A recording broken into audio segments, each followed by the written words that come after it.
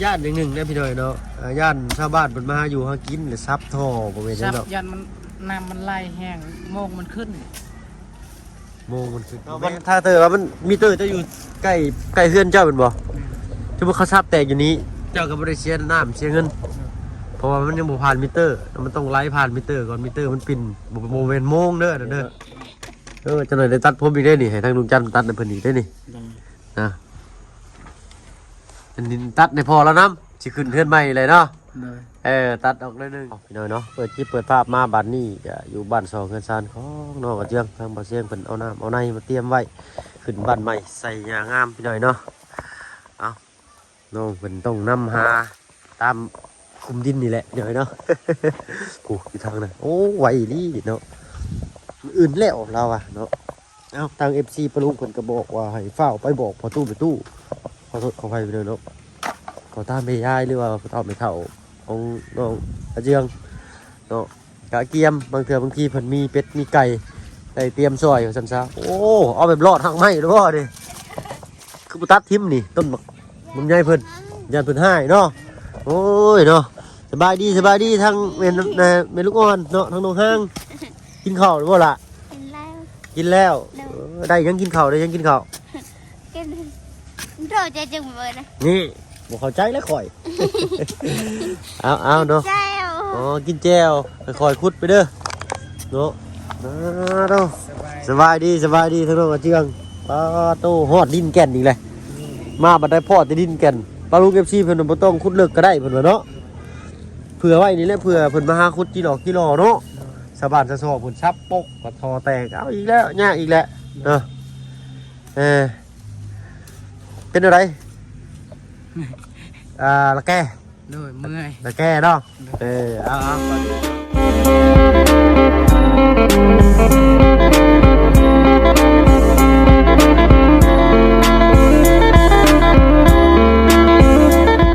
ทักทายเด้อพี่น้องเด้อเนาะกราบทักทายสบายดีผู้ใหญ่ใจดีเด็ก FC เบิร์ดทุกท่านที่เขามาหามาชมช่อง YouTube บ่เพิ่งเคยหลายเก่าว่าฝั่งไทยฝั่งลาวอะไรก็ทั้งฝั่งต่างประเทศก็ยินดีต้อนรับเข้าสู่ช่อง YouTube บ่เพิ่งเคยหลายเช่นเคยพี่หน่อยเนาะเปิดคลิปเปิดภาพมากกับสาวมักจอบอยู่ว่าบาบโนเจืองอะไรเนาะเมื่อกี้นี้ทางวาเซียงเพิ่นได้เอาน้ำมาไว้ให้ทางนอกเพิ่นอะไรต้อนรับแขกขึ้นเรือนขึ้นศาลน้องเนาะเอาเนาะอะไรก็มีทางปลาลุงกับซี่เพิ่นคอมเมนต์มาเนาะด้วยความเป็นห่วงอะไรเนาะก็แบบว่าย่านไปบ่ทันการนะเลยวันที่7เนาะไปบ่วันที่7เลยมื้ออื่นแล้วอื่นเนาะก็ว่าสิบอกบ่เพิ่งว่ามื้ออื่นสิไปนะอื่นเนาะน้องห้างก็ไปเป็นได้รถแต่งได้เลยยังบ่ได้อันนั้นไปอยู่ได้ทันบ่าวลาวมามอบเงินตอนแรงนี่ก็สิแปนโอ้เพิ่นมีมอบเงินบ่มื้อเช้านี่ฮะเลยโอ้สิลบเงินซื้อหมูเลยซื้อหมูซื้อปลาเลยเอาไว้อันให้แขกให้คนผู้มาร่วมงานนี่เนาะเอามันก็สิเป็นอยู่อย่างนี้รถก่อนสิได้ไอบ่เนาะเรือต่อไฟบ่ถือบ่ก่อนไฟมันตายก่อนไฟแต่ว่าก่อนไฟซื้อแต่ก่อนไฟมาซบใส่ก็สิได้ประมาณแสนกว่าบ่ก่อนไฟอยู่จักมันลังปั่นไฟว่าซั่นซะเนาะแสนอันนั้นแสน7ต้องซื้อตัวนั้นมาใส่ใหม่หรือว่าให้ห้านมันใส่ให้ใส่เองใส่ให้ห้านเขาใส่เป็นง่ายนี่เนาะไล่เทือนแล้วเปลี่ยนว่าผมตายตลอดอะไรเอามีแต่มืออื่นเนาะไปจากโมงเขาอื่นไปประมาณเที่ยง7 โมงบ่เที่ยงน้อยๆแล้วเที่ยงน้อยๆฮอดหรือว่าเที่ยงน้อยๆไปเที่ยงน้อยๆฮอดเที่ยงน้อยๆฮอดไปแต่เช้าเที่ยงน้อยฮอดเอาว่าดังๆก็ได้โทรศัพท์ไอ้มันจะได้ยินได้พี่หน่อยเนาะ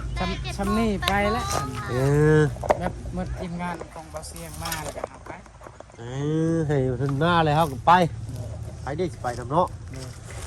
คือบุญอยากเห็นโทรศัพท์ไปวะไปหนึ่งนะเจ็บเยอะเห็นแล้วเห็นหน่อยหนึ่งอะไรกันเนาะมีทางคนลูกเอฟซีเพิ่นแนะนำมาแล้วเนาะว่า ไปบอกพ่อเฒ่าไปเฒ่าเจ้าไว้ก่อนจักมื้อ2มื้อนี้ โดย นั่นมันก็สิเป็นเรื่องดีในทางที่ว่าเพิ่นมีเป็ดมีไก่เพิ่นก็สิซอยโต2โตหั่นนะเนาะเป็นเนาะเนาะนั่นแหละเนาะเพิ่นแนะนำมาจริงๆกันนะโอ้มื้ออื่นข่อยต้องเตรียมโตจังแน่เด้นี่เนาะ โดยไปได้บ่รถ ได้เนาะไปทุกที่อยู่เด้มีทางเลยรถได้นะยานบนภูยากแหละอย่า มีจักบ่อนเนี่ย หลายบอนแหละบ่ลุงยากแต่ว่ามันยากที่สุดภูอันหนึงนั่นแหละ ผู้อันหนึง โดย ห้ามเอา ห้ามได้ขึ้นภู คือดู มันขึ้นภูมันคดอีก อ่ะ ทางคดอีก มันบ่เปียกน้ำมันก็สิไปได้อยู่ติ มันบ่เปียกแต่ว่าจักแล้วเดินยานเขาแปลงเนี่ย นั่นแหละเนาะเพื่อว่ามันมีสิ่งดีๆเข้ามามันก็สิแต่โดนทางก็สิดีขึ้นเนาะเพิ่นก็สิปัดสิแป้งกันแหละหน่อยเนาะเอ้าเพิ่นบ่แป้งได้ก็ทิ่มรถหันย่างเอ้า โดย เนาะทิ่มหันบ่เสียที่รถเนาะ เปียแหละ เสียบ่โอ้ยอยู่เนาะเอ้าคอมเมนต์เข้ามาพี่หน่อยเนาะมันสมควรไปบ่เนาะหรือบ่สมควรไปหรือว่าถ้าบ่เพิ่งไปสิเป็นภาระน้องเพิ่นบ่แต่ก็อยากไปเก็บภาพบรรยากาศเด้อพี่หน่อยเนาะอยากไปเด้อเฮิงอยากไปแฮงนี่เด้ออยากไป บร แบ ร บ ยากาศคักอีหลีบัด ขังบ่ มันอยู่ทั้งภูเด้อ แม่นบ่ลงห้างแม่นบ่ย้ำมานี่ล่ะแม่น เนาะปลาลุง MC คอมเมนต์มาเนาะโอ้แบบอยู่ในเทิงภูช่องบนอยู่ลุมเห็นเลยลานเนาะฮะ ซองคำว่าซองบ้านหน้านี่คือปืดผ่าเบิ่งกระซองเบิ่ง เด้อ ซองจังซั่นซองสิกังโกต้องแนมสินะแนมเบิ่งเฮาแนมลงมาทางดุมนี่เนาะเป็นอย่างที่หน่อยเนาะคอยเย็นหูไปเทื่อละเล็กเทื่อละน้อยเนาะซองนี่คือยืดข้อเบิ่งนี่ทั้งเฮือนบ่นะซองขามหัวบ่สินะคำว่าแนมนี่สิแนมไปไกลสิแนมไกลสิเด้อ เด้อ เนาะเอาปลาลุง MC มันคอมเมนต์มาโอ้ยมักเบิ่งน้องห้างบ่นว่ะ เด้อ เนาะชื่อเราอะไรเนาะ เด้อ ไม่จะยิ้มกับบัวเนาะสักพิษสักถือก็ได้ยิ้มกับบัวอย่างเดียวโอ้ยเนาะบอกเมื่อไรบอกชาวบ้านเดี๋ยวนี้บอกพี่ใครได้บอกมาได้เนี่ย ยังบ่บอก บอก มืออื่นแหละสิบอก เนาะอื่นบอกเอาเจ้าสิไปเดี๋ยว บอกมืออื่นให้พอบอก น้องอื่นในทั้งพ่อจะบอกคือคนในบ้านเนาะให้เว้าให้ชูในบ้านทางเจ้ากับน้องห้างหรือเดินทางถึงผู้ เด้อ และพี่ใครยิกสิไปนำ นี่เป็นน้องฮะสอนทายอ่ะ ตอนท้ายจะไปเอาเรือเพิ่มบ่ขึ้นไปรถเขาเองนี่แหละพี่หน่อยเนาะเป็นได้กระซังเนาะขอย่อเนาะเนาะ เด้อ ขอย่อซอยอ้ายได้เนาะ เบิ่งจังไห้สิเบิ่งรถอายอันใดเพราะว่าได้ ได้ว่าได้ได้อยู่แล้วนะ100%เนาะประมาณ80ไป เด้อ น่าเราหนึ่งไงน่าไม่ได้ อย่าได้บัตรบ่ขอใจเราดึงว่าอีเนาะตั้งง่ายอยู่ เพราะว่าตอนนั้นได้อยู่ ตอนนั้นได้อยู่เนาะเอาตะกี้มันก็ตีน้อยไปหน่อยเนาะก็อดซาใส่ยางมันโหลดก่อนเนาะสิเปลี่ยนก็สิได้เนาะกับยางเงินก็บ่มีเปลี่ยนพอมันโหลดแล้วมันใส่บ่ได้เลยก็เปลี่ยนออกเป็นยางใหญ่บาดพี่น้อยเนาะยางใหญ่เป็นมือสองเขาพี่น้อยเนาะ ไปสิฮอดแล้ว ไก่สิฮอดเนาะ เด้อ เอาสู่เอาเนาะไว้เนาะเฮ้ยข่อยว่าพ่อบ่ได้พ่อที่ดินแข็งนี่เลยนี่ลูกคนเอาทางรับ ชักผู้ว่านี่ ได้ เจ็บเบิดดิเจอเลยเจ็บเบิดดิไหลเครื่องสลังนี่ เอานอนตุรับหรือมือ เรานอนจะรับ เด้อเมื่อยแห้งเจ็บหมดแขน ว้าวเนาะว้าวตัวลกกะลี่แล้วก็ได้นอนจะรับ จุดโพง มือจนแตกจนยังเบิดไปหน่อยเนาะแตกกันมือไอ้ฮะจับเขารถจืดก็แตกอันนี้นะนี่ไพ่มาบอกไอ้ว่าเอายังใส่ปะมันเป็นตาปลานะ เป็นตาปลา เนี่ย เอาต้องเอาพักแล้ว พักยัง พักเขาใส่และก็มีอะไรอย่างเขาสีขาวๆเขา เกี่ยวหมากกันปะ แม่นคือคนเท้ายำในปาก ปูน แม่ ปูนกับยังใส่ แล้วก็เอาพักจักพักยังมันเขาเห็นอยู่ในเข็มขัด เป็นหยาเป็นอย่างนี้ เด้อ เนาะเอาสิลองเบิ่งดูเลยปูนมีคนบอกว่าปูนนี่จะไพ่บอกข่อยเนาะข่อยลืม ตู้น น้องช้อนบอกน้องช้อนก็บอกว่ามีพักมีหยาใส่ได้เลยเนาะ เด้อ เพราะบ้านเฮานี่หลายคนก็หลายหูได้พี่น้อยเนาะวิธีรักษารับของสปาบอ เอาตัวสีขาวหันไว้เลยบ่เจ็บดิ ปูนอะไร บ่แม่นตัวสีขาว ก็เขาจะเคี่ยวฮัน แม่นจอบเขายำคือ ปูนแล้วนะ เด้อ ปูนอะไรบาดนี้เขาต้องผสมอย่างนี้ บ่เอาแต่สีแดงๆนะสีขาว อ๋อปูนขาวเต้มออกนี้เนาะกูตัดดูออกนี่เถื่อโอ้ยพี่น้อยเราจะเป็นเดี๋ยวใด เป็นยนต์ยัง ตัวได้แม่มันใส่มันตายมันเลิก นี่แหละตัดมึงก็เลือดจนออกก็เอาเกลือใส่เอายิ่งใส่ก็นี่เจ็บได้เลยเนาะเป็นมันจะโดนเลยตอนแรกเป็นหัวได้น้อยแบบพอหูมันเครื่องเขาตัดออกเลยใหญ่ออก ขี้นั่นขี้แมงวันนั่นเลยเป็นตุ่ม จะออกคือกัน ตัวนั้นก็ออกคือกัน ปูนใส่เนาะมันกัดเนาะปูนกัดเนาะ ก็ ใส่เปลือกหอยได้มาบดมันเป็นละเอียดได้ ดู เอาไก่ชิฮอดเลยเนาะ ดู ผลักไปใช้ได้เนาะ คุณอยู่นำในชาว โบให้โบนี่ได้ลูกจะเนาะ ด้วย เอาคอยไปเนาะ ชอบนี่ จะได้ก็ต้องเอาเชียงพุดเอาดีกว่าหน่อยเนาะสอดไปยันเด็กหน่อยเหยียบ ตัวนี้มันยากขอคุดสอดไปก็ได้ขอน้องอ้อนไปเขาไปคุดอยู่ในแหละคุดลอดพื้นเนาะก็ได้หน่อยเนาะมันจะง่ายเอาเสียมซอเอา จะมีใช่ไป คุดเท่านี้เจ้าก็พักก่อนก็ได้แล้วมาเจ้าจังขออนุญาตเราก่อนเนาะแล้วก็มือว่านนี่คือว่ามียัง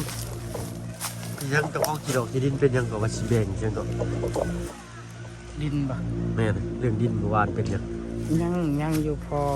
อันนั้นบาบุญยัง เขาเพิ่นสิซื้อดินให้บ่ โดย ซื้อดินด้วยเห็ดอยู่เห็ดกินนี่ โดยแต่ว่ายังบ่พอเห็นพอเราไปตลอด ยังบ่พอเจ้าของดิน โดย เพิ่นสิแบ่งให้เนาะในบ่อนใดเนาะ บนใจลักแดน บ่อนใกล้ลักแดนนี้พอได้ 4 เมตร 4 เมตรพอแบ่งมาจาก4 เมตรเนาะ โดย กะว่าสิปลูกน้อง4 เมตรนี่ ก็เอาไว้ให้มีนาเฮือนแล้วก็ปลูกดอกไม้ปลูกทุกชนิดให้มันงามเฮือน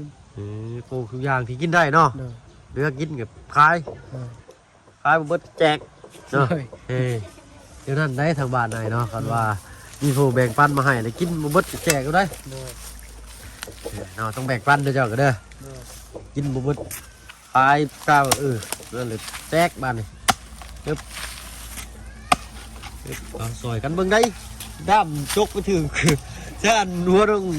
ทางกันว่าสิม้อยลงหันบ่แห้งอีกแล้วเอาเป็นหยังว่าจากนอนบ่แม่นได้เฮ้ย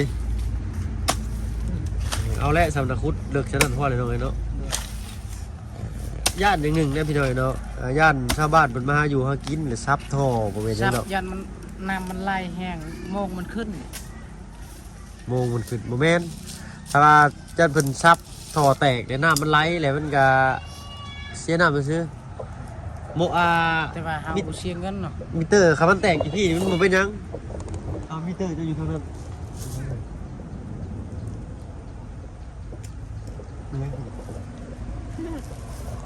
เอาบ่เป็นหยังเอามันถ้าเตอร์ว่ามันมิเตอร์จะอยู่ใกล้เฮือนเจ้าเป็นบ่สมมุติเขาซับแตกอยู่นี้เจ้าก็บ่ได้เสียน้ำเสียเงินเพราะว่ามันยังบ่ผ่านมิเตอร์มันต้องไล่ผ่านมิเตอร์ก่อนมิเตอร์มันปิ่นบ่แม่นโมงเด้อนั่นเด้อเนาะโมงนี่คือนาฬิกาคือโมงติดบ้านนะโมงนี่อันนั้นเขาเอิ้นมิเตอร์น้ำเด้อหรือว่าเอิ้นกองเตอร์น้ำก็ได้เนาะกองเตอร์ไฟกองเตอร์น้ำทางนี้เพิ่นสิเอิ้นโมงเนาะทางน้องสอนก็ว่าโมงว่าแล้วก็น้องสอนไปใส่ เฮา คือบ่ ก็ เห็น โมงคือกันแหละช้อนไปเอาแห้ง น้องสอนไปเอาเฮงปลาลูกFCเพิ่นโอ้ยอยากเฮ็ดน้องสอนเพิ่นว่าเนาะช่วงนี้เพิ่นสิไปส่งเฮงเอาเฮงหลายเนาะน้องเจียงเนาะบ่ค่อย เล่น ใครยื เรื่ น ช้อนคำหนึ่งค่อยอยากหายแน่มันคำหนึ่งแต่ว่าบ่ยังหายมันหยอกบ่มีแนวหยอก หยอกวิเด้อหยอก โดยมันกอดคอเฮานี่เฮาจนหายใจบ่ออกมันเล่นนี่โอ้ย เราเห็นแห้ง เราแห้งเด้เฮาเป็นคนบ่ ตัว แห้ง น้อยเฮาคนตัวน้อยเนาะ โอ้ยเฮาจนอยากหายเลยมึง เนาะ ค่อยว่าอย่าหยอกแบบนี้อายเข้าแหละ แม่นแล้วเฮาใหญ่เลยเนาะ โดย น้องสอนนี่ยังลิ้นคือเด็กน้อยนะลิ้นแห้งแบบว่า ปีนไปปีนมาบนคันเขาพอด ทางน้องสอนหยอกแห้งว่าซั่นซะเนาะทางน้องเจียงว่าแบบว่านั่งอยู่เงียบพักผ่อนเนาะ แต่น้องชอนมันมายอกจังซี่นะบ่เป็นหยังข่อยเว้าข่อยจ้ากันน้องเอ้ย โดยแต่ว่าบ่เป็นหยังเขาบ่หายหรอกแบบคนแบบมีแต่มักหยอก มันจะมักยอกอย่าเอามือไปจกลิ้นได้อันนั้น กันคนอื่นโอ้ยหายแล้ว เอานั่นแหละน้องเอ้ยเนาะ หักแพงเอากันนั่นแหละเนาะหมู่คู่อะไรเลยอ้ายนี่ก็ยิ่งหักแพงได้หมู่คู่แต่ละคนนี่เนาะเราก็ต้องเบิ่งน้ำว่าหมู่คู่จะต้องเป็นอะไรถึงสิหักแพงเนาะ นายเราพี่ทอดโปรเนี่ยนายโปร เอารอดนี่ไปรอดหน่อยนี่พุดชื่อไปนี่แต่รอดพุดทันไปเลยเนาะฮอดนี่กับฝากเช่าก่อนก็ได้เพราะว่าให้ทั้งน้องอ้อนเป็นมาเลยเจ้าจึงทั้งชาวอ้อนมาเลยเจ้าจึงขอน้ำเพิ่นเนาะขอขุดรอดนานพักนานหยาเด้อสัตว์นาเนาะของที่ก็ยังนั่นเนาะยังบ่ทันเห็นหน้าเห็นหนวดเพิ่นอยู่เนาะโอ้ขุดบ่ยากปานใดตัวนี้เนาะดินอยากอ่อนแน่แล้วแข็งนี่เลยนะเอิบตรงพลักนี่อยู่กับอันตัวอื่นอะไรน้องพลักตัวอื่นน้องเมียเจ้าว่าใดๆก็ มีสาวบ่ น้าสาวบ่น้าสาวเนาะน้องห่างเนาะอันน่ะสาวพรกอกเป้าอันนี้สาวห่างพิงต้นมะยมมาใช่ เอาเราดูหัวมวนได้พี่น้องเด้อเนาะเอาฝึกว่าผิดพลาดประการใดก็กราบขอโทษขออภัยเนาะได้กะมันเป็นกันมาเนาะมันบ่ถึงควรเนี่ยนะฮึบเอาต้องไปยังน่ะเดี่ยวเลย นี่ว่าล่ะ เขาตีบ่มีบ่น้องตอกออกมา ใส่น้ำสีตา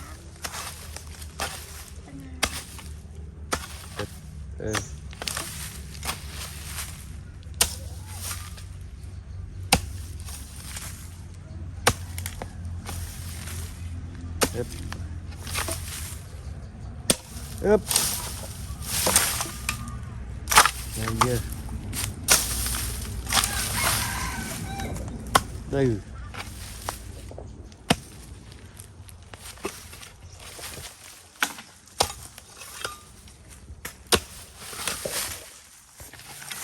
พอยังนี่เนาะ โอ้คำเลยจ้ะ พอคำมาจักโอ้ยคำรีบาดคำเร็วคำอีก คอยเฮ็ดคอยหาไปเอาพี่เลยเนาะให้ทางสะออนมาทางน้องเจียงเพิ่นสิขอหมดหัวว่าซั่นซะเนาะขอหลอดพื้นหัวไปหน่อยนึงเนาะเลยนะเป็นวัดได้ซุมื้อนะผู้ใดก็ได้เอาเบิ่งแยงดูแลรักษาสุขภาพหน่อยเด้อปลาลูก FC ก็ได้ โดย โอ้ป่ามันไปหน่อยเจียงนี่นี่ มันเฮือดลังนะ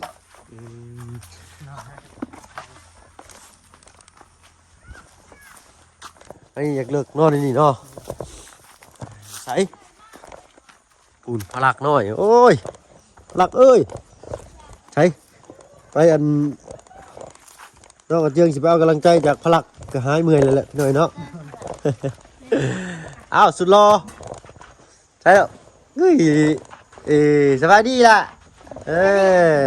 น้องเชียงสั่นซะแค่ไหนสุจ้าเป็นบ่ จ้า สุจ้าก่อนยี่ใช่เอาเพิ่นดังอยู่ในเตียงอยู่เป็นบริยานคนไหนนี่ใช่พลักน้อยพลักคือรอยังนี่ไปตายบ่ตาเปียกจืมโอ้เท่ลี่นี่เนาะสุภูมิเหรอ มันต้องปึ้งเจลเลยใหญ่มานี่เนี่ย อย่าเล่นเด้อ ให้เพิ่นเล่นรถ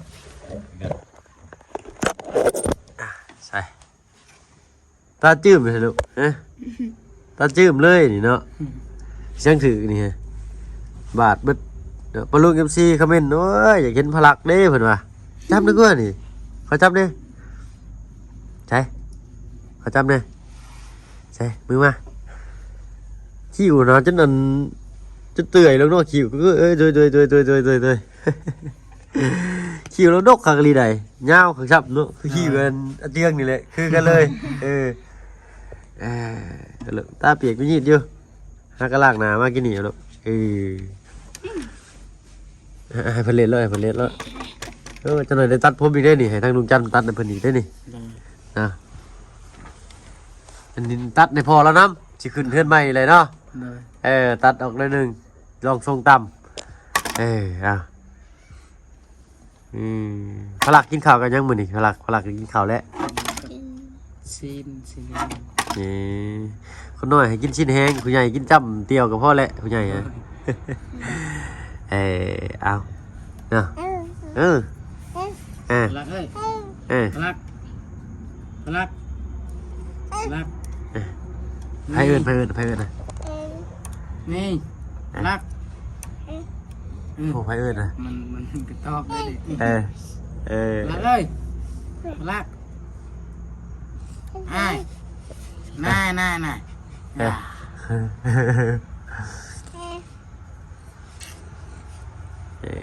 อ้าว